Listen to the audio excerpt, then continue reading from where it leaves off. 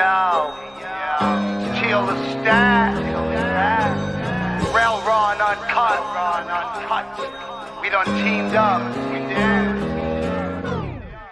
A podcast for the community, hard as an uppercut with that real news. Upside your headpiece, informing you with that real stuff. With the how, why, who wins and what's of reality, making it clear cut. Truth will set you free, unfiltered and no bluff, no fluff. You kid or rebut, don't be bewildered. Don't agree with the cause, great, you can speak up. Wednesdays at 8, hit the comments up, talk your stuff, set it straight. We learn more from each other in this information age. Institutions will leave you lost and awestruck. So listen up, you'll be compelled. Maybe you'll find yourself stuck on what you thought was real. But them gems I'm dropping on this program may just appeal to your appetite for info. This the intro to reveal. Get your info on YouTube for your fill. From AM to PM, it's popping, so sit back and chill. Nobody doing it like this man on this podcast is for real. It's real raw and uncut. Real raw and uncut. Wednesdays at 8 AM.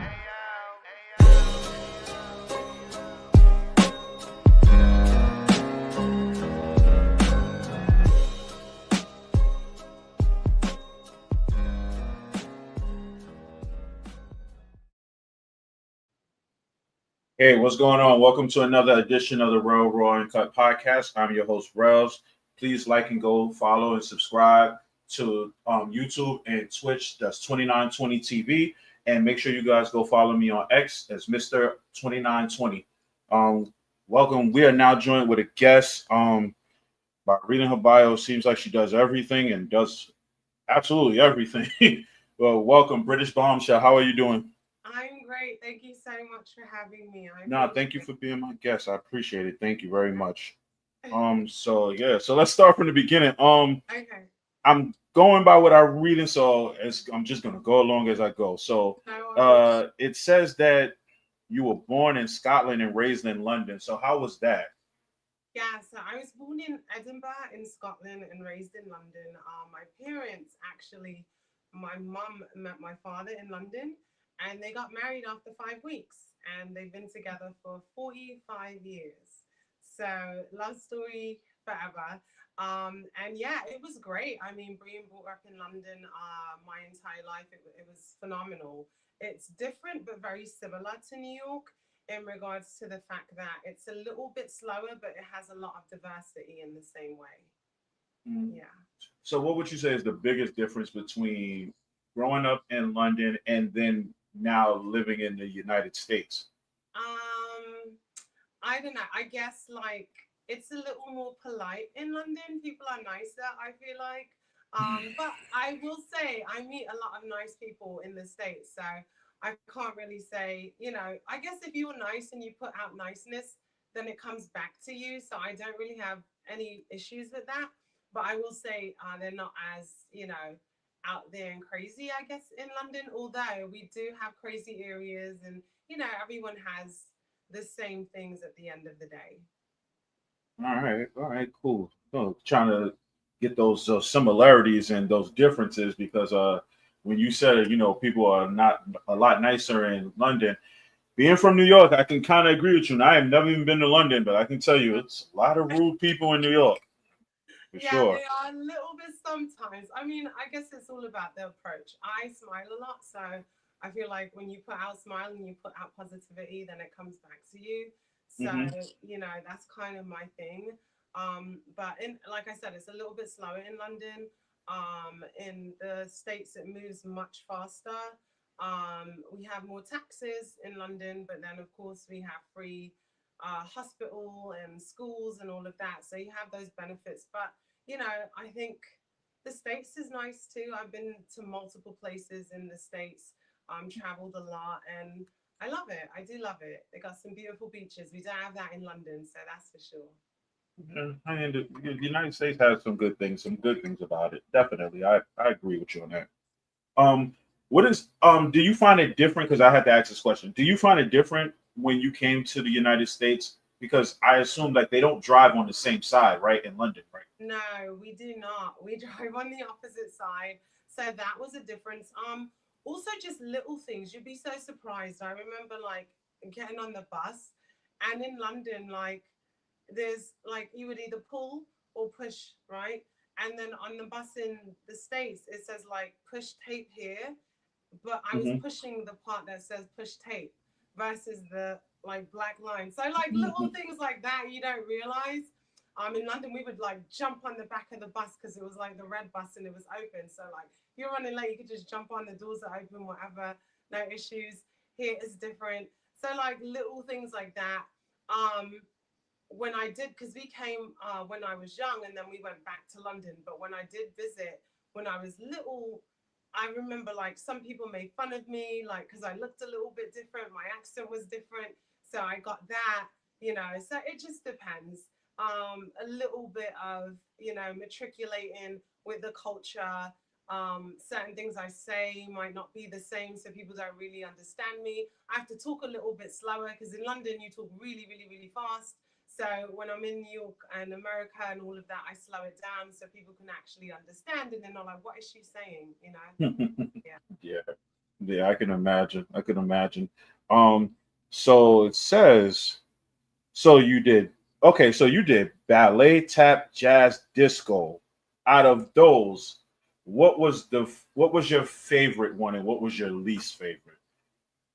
So I love ballet because I did you know, it's interesting because like I'm a thicker girl, so like really a thick girl doing ballet, but that was fun. And I did point as well. And then I also used to teach dance too, which was fun too, to like little kids and stuff. So I think and tap was cool too. I think tap was the most difficult, possibly, with all the rhythms and just getting it down. Disco was fun, jazz was fun. Modern, I think, is probably my favorite out of all of the dances because it's kind of, it flows and you can just go to the music. I like choreographing also and making up dances and stuff to different music too. Oh, okay, cool. So Yeah. how do you get from ballet and tap dancing and all of this into entertainment vibes and into the modeling part? Okay, so like I said, that was when I was young, when I all the dance and stuff, and I still do some now. But and then I also play the cello as well. I used to play in orchestras in London and all of that. Then when I came to the States, I remember like I was always in. I also write songs and sing, and you know, and always wanted to model. I felt like, you know, with the industry, because I'm a thicker girl. Now it's a little different, right? Thicker girls are like, oh, it looks great, you know, you're curvy and all of that. But in the past, when I first started, especially with Entertainment Vibes, it's like I'm either too small or too big. You know what I mean? Mm-hmm. So you can't be like the high fashion model, and you can't be like the thicker model because you're not thick enough. So I Mm-hmm. found like it was hard to get in the industry. And then I ended up walking into a casting one day for Entertainment Vibes, and I did my first fashion show. And I remember like just it felt so amazing. But what also felt great was that the international bugs used to actually give us speeches, and he would like talk and talk and talk, and we'd be in our heels standing up, and it was like to build the stamina. Like he really trained us in a Mm-hmm. way to make us ready for the industry. And all of those talks, even though like people, I'm sure some people didn't really care, to me, like I'm a writer, I read, I internalize all different words and things that people are saying. So when he's saying it, I'm just like, I want to be a part of this. Like I want to get like even more into it. And I remember the very, very, like the most important thing he said that like really resonated with me. He was like, listen, we're starting from this part right here. You guys can get a shovel and dig with me, or you can forget about it. And I remember I went home and I wrote a 3-page email just like stating how I wanted to be like one of those people that like really dug in and had the shovel and like put my all into it no matter what. And from there, it's just like I kept my career started getting better and better and better. Didn't look like this initially, right? My look transformed even more. The roles that I played in Entertainment Vibes got bigger. We traveled internationally. Then I began hosting Entertainment Vibes TV with International Bug. Oh my gosh, I did like different photo shoots. Then I started becoming part of the executive team where I could actually now train the models, and everything that I learned I was able to impart to others. And then it just like really just kept building and building and building. And I remember promoting my workout DVDs. I now have 5. So I remember starting the first one when I filmed it and walking through like Harlem and like promoting to people, walking up to them like, yeah, would you like to get my DVD? And just going to random people. And at first I had no idea. I was super scared. But like now it's like, it's nothing to me. But like that grind from the ground up really built me. And I remember that one day I'm in Harlem and people were just like, oh my God, you're the British Bombshell. You're the British Bombshell. You're the British Bombshell. And it was like back to back to back. Can I get your autograph? Can I get your autograph? And it just kept happening. And I couldn't believe it. I stopped. I called Bug and I was like crying on the phone. And I'm just like, I can't believe this just happened. Like people are coming up to me like I'm famous. They know me from the TV show. Like it was just a moment for me. And like that's when I kind of knew that, wow, like I'm really making moves in this industry and people know who I am, So it was just big. It was huge. The hard work paid off. Yes, exactly. And it's still work. I'm constantly doing stuff. I'm constantly pushing, just building my brand. But I really learned from Entertainment Vibes how to get where I am and to continue building and just, getting bigger than ever. So with being a model, you said obviously being on the thicker side, was there confidence issues at the beginning? Not really. So I'm one of the people that I have been confident no matter how I look. I could look a hot mess, but like I've just always been super confident with who I am. And I think that's just my parents that instilled that with me. I've been one of those people that I set goals and I attain them no matter what. I know I'm going to make it. I know I'm going to do it. And that's it. And I've just always had that confidence within me. And I try to bring that out of people. And it's not an easy thing to do. It's pretty hard to do, but like, I don't know. I've just always been like that. I remember I had done this video for Diddy when it was like he was changing his name to Love. And like it was a video and like people were doing like, videos, love, love, love. And I was like, I'm all about love. I'm all about positivity. And I did the video and I posted it on my social media and he reposted it. And what's funny is like the reactions of people. So at this time, like my eyebrows look crazy, right? I was just learning how to do eyebrows. So I'm just like, whatever. And so many people were mean. They were like, oh my gosh, she drew on her eyebrows, this, that, boom, boom, boom. Instead of like crying or like, like sinking, I was like, you know what? I'm going to use this to my advantage. So then I went to like Mac and I had them do my eyebrows and I did a whole video and I was like, people were laughing at me. And yeah, I really didn't know how to do my eyebrows. And my eyebrows look crazy, because you embrace it. And I was like, but now I'm going to learn. And, and that just like when you do that, because everyone's natural and everyone's human. So Going and like, now it's not going. huh? Yeah. Oh yeah, I think too close. We sure did. Yeah, it Oh really did. man, But they missed the story. we're gonna still keep going though. We're gonna go. It Yeah. happens. So yeah, so like I was saying, when you have the But you were confidence no matter what, you're good. Yeah. So how do you get on? Well, before I ask this question, because it's funny when I read the bio, but how is it training other models? Like how difficult is it to train other models? So it's not really difficult. I think you just have to know who's coming in. And you have to be open to understand that everyone is coming at different levels. Everyone has a different level of confidence. Some people are like, yeah, I got this. I'm the ish. Okay, no problem. I'm gonna meet you where you are and just, help you improve a little bit wherever you want to improve. Some people have very low self-esteem, and they're just like very nervous and shy. So then with those people, I'm like pulling it out of them, playing around. Like you just gotta know who you are. And with entertainment vibes, we create a family. So it's like when you a new model's coming in, no one knows each other, right? So you have to create this environment where there is no judgment, right? So yeah, you can mess up. It's okay because at the end of the day, we all have the same goal where we want to look great at a fashion show, right? So that's Mm-hmm. our target. So during rehearsal, let's mess up. Let's be nervous. Let's look crazy, you know? And if you like approach it like that, I think people are always open and they feel like, wow, she really, sees me and hears me and listens to me. How long have you been teaching models? Oh man, I've been coaching now for I maybe 10 years, possibly. I can imagine it's probably never a dull moment, right? Never, never. It's always fun, it's always exciting. Um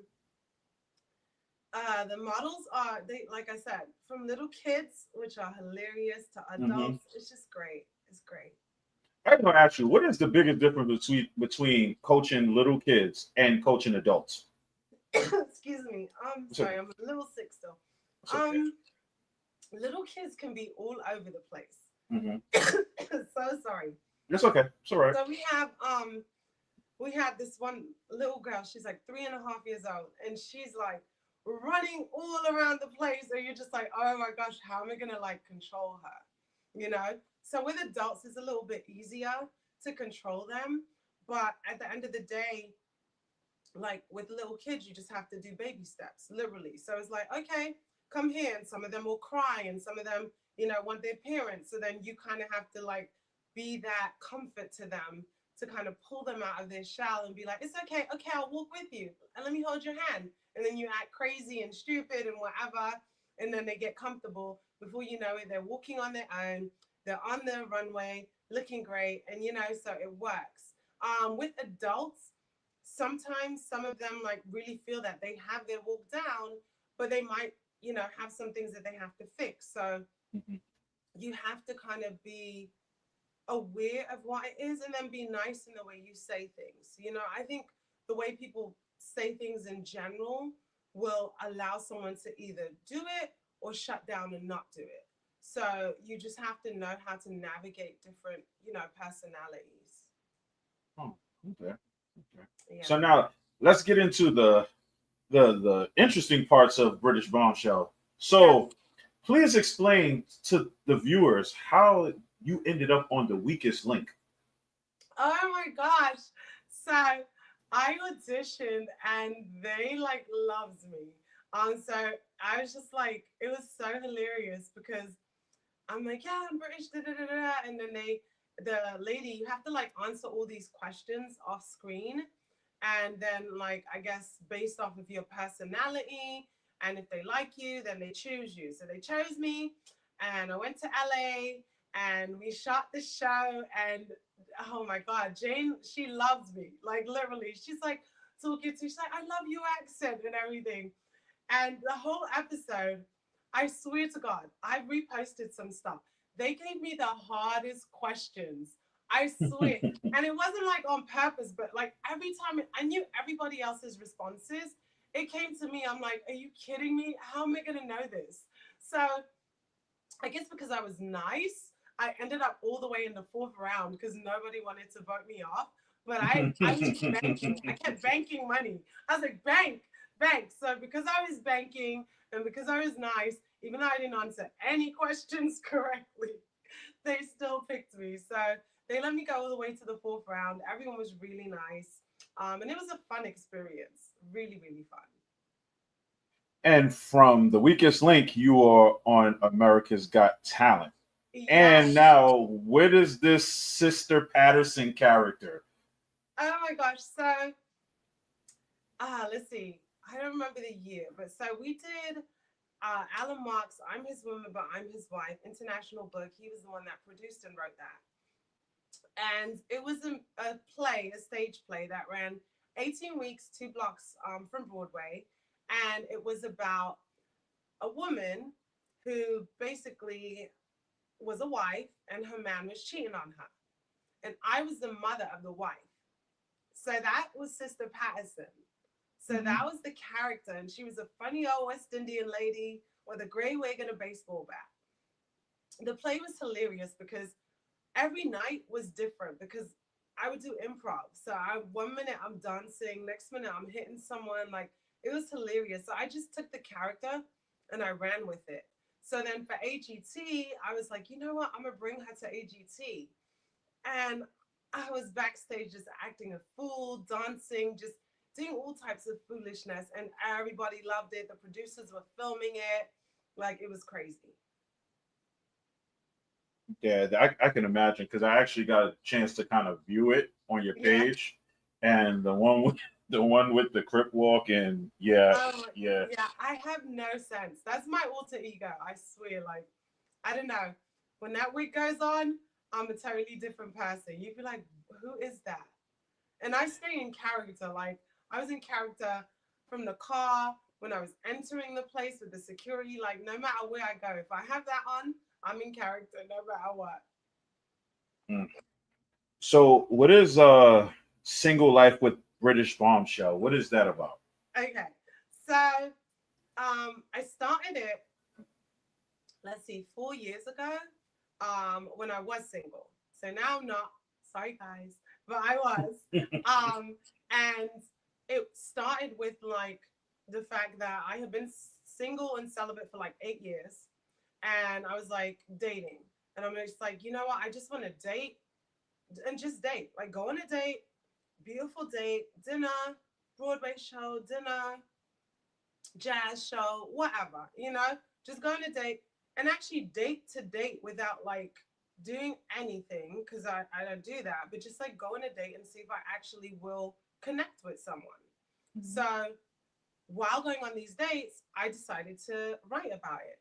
So each guy, no guy is named. It was like guy 1, guy 2, guy 3, all the way up to guy 15, who is now my current man, right? And I'm just So wait, it took 15 tries. 15 dates, yep, 15 different guys. Now I'm up to 162 episodes. And it's also a podcast because I continue to write. So now it's become, well, it's not so single, of course, but it's still called A Single Life with the British Bombshell because now every date that I go on with him, I still write and I then record to the podcast.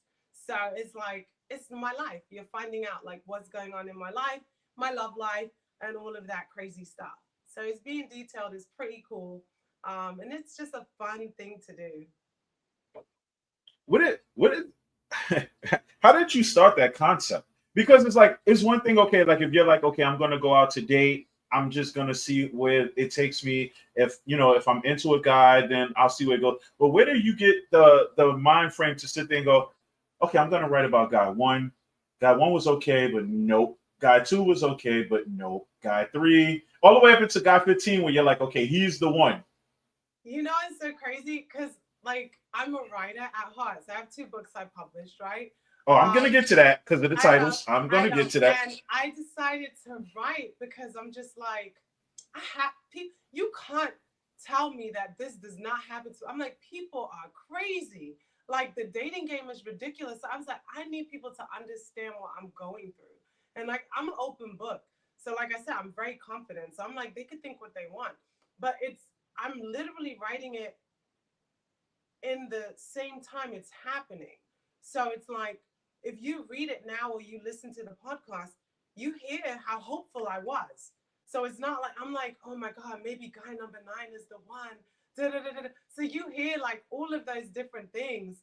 And then I'm like, update guys, this guy was da-da-da-da. And then I go into like why they didn't work. So it's just like, I'm like, yeah, let me just write about it. Cause I write. So like I get my thoughts out best when I write. And then I was like, okay, let me make it into a podcast. And now it possibly will be a web series soon. So, lots of stuff coming with it. Yeah.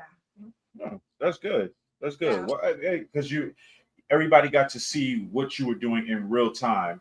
So they actually went on that journey of you finding that guy for you at the same time that you were looking for that guy. Exactly. Exactly. Because I remember, I forgot what episode it was, but after me and him went on the first date, I was like, something special about him, guys. And I was like, I think, yeah. And then like after the next date, it let you like, and he's read all of them. He literally Mm-hmm. read all of them, listened to all of them. So, and he didn't know at the time. So he saw how real I was because I was like, yeah, I gotta cut everyone else off because I'm really feeling him. And I think he's the one. So like without him knowing that I was even doing all of that, now looking back at it, he's like, wow, okay, she wasn't lying, you know? So So what was his reaction to knowing that like this was a whole not saying that it was like it actually kind of almost was like a whole reality show until you found the one. So yeah. like what was his reaction when he found out? For one, what was his reaction when he found out like he was the guy? And then two, what was his reaction when he was just like, wow, like she really like documented all of these experiences. hmm he thought it was like so cool because he's just like, you really weren't lying. Like your feelings were real, you know? Mm-hmm. So the fact that he didn't know I was doing that and then to see like, and I was a little nervous because I'm like, okay, because he's reading about everyone I actually Mm-hmm. talked to. So he's seeing the raw version. Like, this guy went to this place, this guy I was like feeling, and then it didn't work. So, like, he's reading all of that. But he was just like, well, I mean, we weren't together, you know? So it's like seeing that process and seeing how you got to me is kind of like a cool love story of like the beginning of our love story, you know? So I'm just like, yeah, it's pretty cool.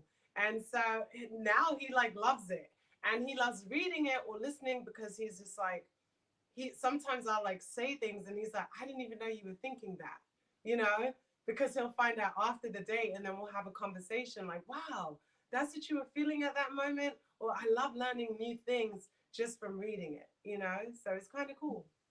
That's what's up. That's what's up. That is something totally different. Like, Yeah. man, I have to go check out those podcast episodes for real because that scene, like, it's one thing to see it on TV, but actually know someone and actually see Mm-hmm. what they're going through. It's actually a funny thing to actually go back and look at and just be like, oh, this is different. Like, because like you said, people are doing it and seeing it with you in real time. So those who are with you now from date number one to current time are probably just Yep. like it's a whole growth and maturity as well too. Exactly. Yeah. And I remember there was one, I think it was like guy 13 or something. He found out like after because we were supposed to go on a date. It was something like we were supposed to, and then we didn't. And I was like, yeah, he probably didn't go because I said whatever it was I said in the episode. It was just like, because he was playing himself or something like that. And he ended up, I guess he was following me. So he found out and he read it. And then he got so mad. He's like, oh, so I'm guy 13. You didn't believe my excuse. And I'm like, listen, it's what it is. If you know, you know. So it was just hilarious though. But I'm just very open and I'm just like, you know, I literally, I feel like being authentic and being open is like everyone's human, everyone's not, you know, if you're open, people gravitate to you more, you know, Mm-hmm. and I'm very, very authentic in that way. Mm. So your two books Yeah. that are available, by the way, on Amazon and Barnes and Noble. Yep. Titles of your books. One title, Why Are Women So Stupid? Uh-huh. Second title, How to Get Over Your Ex and Rebuild Your Life. Yes. I'm going to ask you about the How to Get Over Your Ex and Rebuild Your Life first. Okay. And then I'm going to ask you why the other title of Why Are Women So Stupid? Because I'm really curious to hear that title. But the first one, Okay. why All right. How to Get Over Your Ex This and Rebuild Your Life. is How to Get Over Your Ex and Rebuild Your Life. Mm-hmm. This one, like I said, is on Amazon and Barnes and Noble. They both are. This is my second book that I published. Mm-hmm. And I wrote this one because so many people, guys and girls, that I knew or just like had seen stuff on social media, I feel like they get stuck and they never know how to really like get over an ex sometimes. So they're like stuck in a place where it's just like, what do I do? Or they don't know like how to date. because they're still like, you know, in this like confusing state. So in this book, I took it as an approach for both men and women. And it talks about different breakups. It starts with breakups that can happen. So it talks about like having someone die, right? Mm-hmm. To like toxicity, to just like not liking the person anymore because like you grew and they didn't. So I go through like all those different things, and then I give strategies on how to then find yourself, because you know, when you break up with somebody, no matter if it was good, if it was bad, whatever, you should always take things from that relationship and like learn different things. So all those guys that I dated, even though it was just like maybe one date I went on with them, I learned something from it, right? So, and we weren't in a relationship, but still, and then all the relationships that I was in, the few that I was in, I learned something each time about myself, about what I wanted, about, you know, how I was, whatever it is, right? Mm-hmm. So this talks about like first understanding why it's over, realizing that it's over, and then building yourself back up to know that ultimately you have the power. And then now, once you have the power, you set your goals, you set the things that you want, and then you get back in the dating game. And then it talks about the dating game, from online dating to all the different ways, and you know what you need to do in order to find that right person. But ultimately, loving yourself over anything else. So yeah, that's what this one's all about. And now the other title. Why did you come up with the title "Why Are Women So Stupid"? Okay, so this is the first book I wrote, Why Mm-hmm. Women So Stupid. And oh man, this book is not supposed to be against women. It's actually a woman empowerment book. And Mm-hmm. that's why I wrote it. Because I realized, and this was prior to my man now, this was like years and years, right? I was in relationship after relationship, I felt like, and just not getting anywhere, right? So I was just like, there were just like stupid mistakes I had made, different things. And I'm like, you know what? As women, we make stupid mistakes. So let's own those mistakes and let's realize it. And let's also realize that we have the power to change. And ultimately, like by knowing those different mistakes that we make, I'm very open in this one. Like, this is like literally a lot of it is about me and like foolish stuff that I did, and then people that I know that did foolish stuff, and then how I like learned from it and got over it and realized that I'm stronger because of it. You know, so that's why I wrote Why Women So Stupid, because like, yeah, we are. We can be stupid in regards to the mistakes that we make. But at the end of the day, we're extremely intelligent and very powerful. So once you realize that and you understand your power, then there's nothing that you can't do. So that's what this is talking about. So it says in your bio that you plan to write 7 books in total. Yes, Uh, 7. Probably more, but mhm. 7 is like the number. I'm currently working on my third book, and this one is what men don't know about women and what women don't know about men.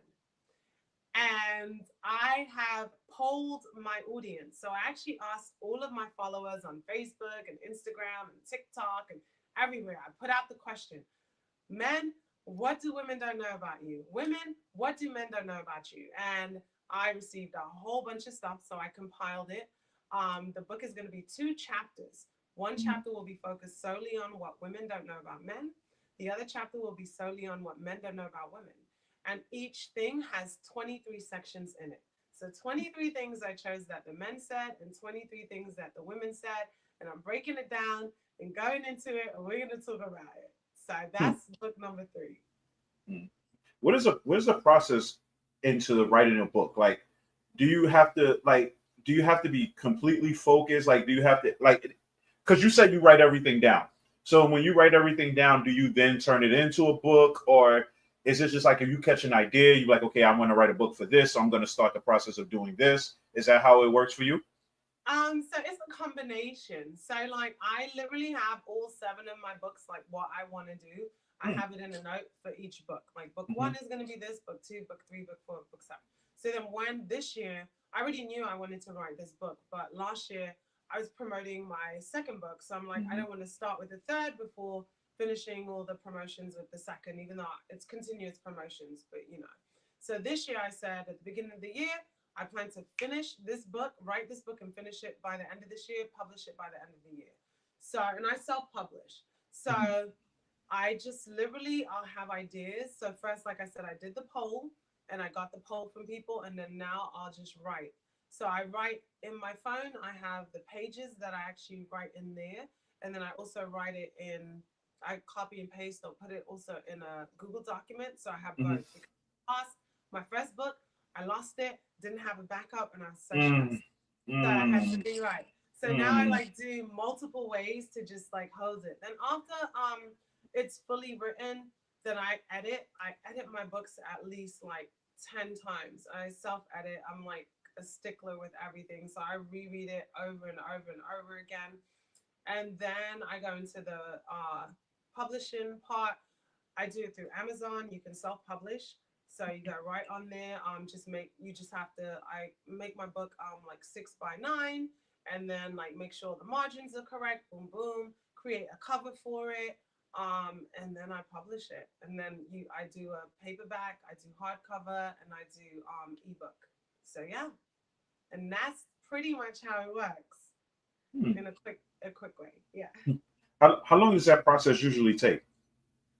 It's really up to you. So writing the book, I feel like takes the longest. Once I'm ready to publish, because I've done all the editing, I've done all the formatting, I've done everything, so I can publish it in a few hours. Oh, okay. I thought she was going to say like a few weeks. A few hours is not long at all, actually. No, I published my father's book. I told him I was going to publish his on Christmas, and I did it. And then last Christmas, I published my mom's book.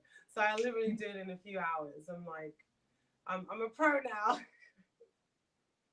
How did your parents feel about you getting into modeling? And I mean, obviously the other talents, but were they like a little apprehensive with you modeling, or were they like totally behind you? No, they've always been behind me. My parents are super supportive. Like everything I do, they've come to my shows. They just really support me, like no matter what. And I love having parents, like two parents, been in love for years and years, and just like support me in everything that I do. So I think that that's huge to have. Not everyone has both parents, so it's just a blessing, really a blessing. Yeah, absolutely. So I don't think. Well, I'm gonna let my viewers know. We did the fashion show a couple weeks back. Yes. Yes, you was the host of the fashion show. So I want to ask you, because I asked International Books, and I'm gonna ask you now. What did you think of the 2920 and the 2920 Bella representation for the fashion show? I absolutely loved 2920 and 2920 Bella. I love the colors because they pop so much, right? So, and like the models that we had, they actually fit the clothing. So, like, I remember when we did like the fittings and we tried it on, like those models, like just fit perfectly. I was like, oh my God, this looks so good. Like on them. Those designs were really, really nice. Like I like the logo. I like the color scheme. You guys did a phenomenal job. Really loved it. Loved the guys, the suits, like the two-piece jumpsuits. It was just really good. Like girls, guys, all of the outfits were really nice. I loved it. I loved it. Thank you, thank you. Yes. We worked pretty hard. We just wanted to put something good out there that people were going to enjoy. And it was during a snowstorm, and it was brutal. I don't ridiculous. think it was definitely brutal. There's a way. So yeah, absolutely. Shout out to Entertainment Vibes for making that happen, though. Right. What advice? And two more questions I'm gonna ask. What advice would you give someone who wants to become a model? What advice would you give somebody who just wants to just follow their dreams or aspirations? So I feel like whatever you put your mind to, you can succeed at, right? And you just have to believe in yourself and really push.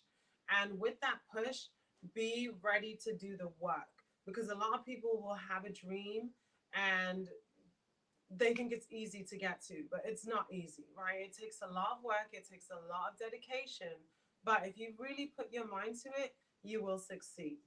In regards to modeling and any entertainment business, I think just do your homework and make sure that you go to the right places. because there's a lot of places that will try to take advantage of you and not have your best interests at heart.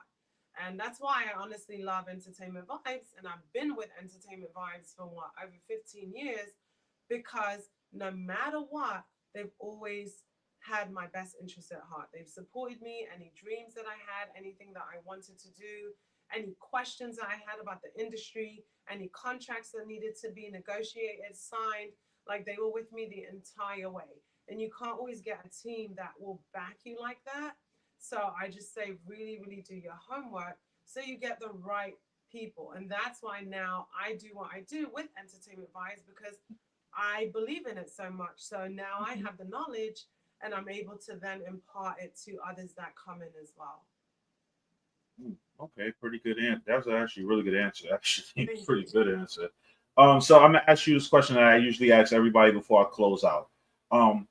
With everything you've done, I don't really know how you're gonna answer this question, but what would you tell, as your older self now, what would you tell your younger self? I would tell my younger self to never stop dreaming, because the world is your oyster and you can accomplish anything you put your mind to. So don't stop, keep chasing, keep working, and hard work will always pay off. All right.